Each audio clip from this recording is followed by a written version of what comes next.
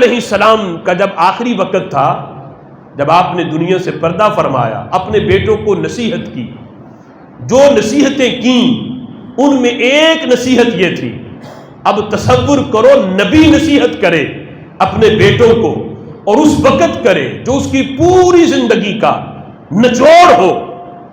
بندہ جب دنیا سے جا رہا ہو، پتہ ہو کہ میں نے دنیا سے چلے جانا ہے، تو آخری کلام وہ کرتا ہے جو اس کی پوری زندگی کا تجربے کا جو نچوڑ ہے وہ دے کے جاتا ہے، تاکہ میرے بعد والے اس پہ عمل کریں اور رب ذوالجلال انہیں اس پہ اجر و ثواب دے۔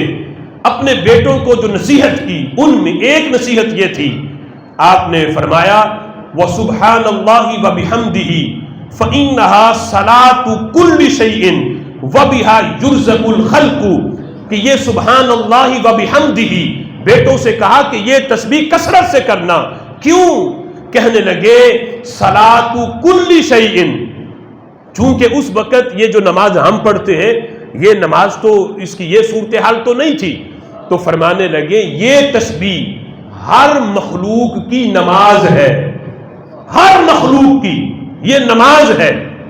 اس سے یہ بھی پتہ چلا اللہ کی جو بھی مخلوق ہے ساری کی ساری یہ تسبیح کرتی ہے۔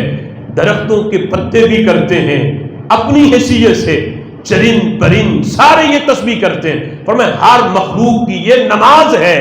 وَبِهَا يُرْزَقُ الْخَلْقُ، اور اسی تسبیح کی وجہ سے مخلوق کو رزق دیا جاتا ہے۔ دیگر مخلوق یہ تسبیح کریں تو اس کی برکت سے رب ذوالجلال انہیں رزق دیتا ہے۔ تو سوچو کہ جب اشرف المخلوقات ہو کے، انسان ہو کے جب یہ تسبیح کرے گا تو رب ذوالجلال انہیں کس قدر رزق کے اندر فراوانی عطا فرمائے گا۔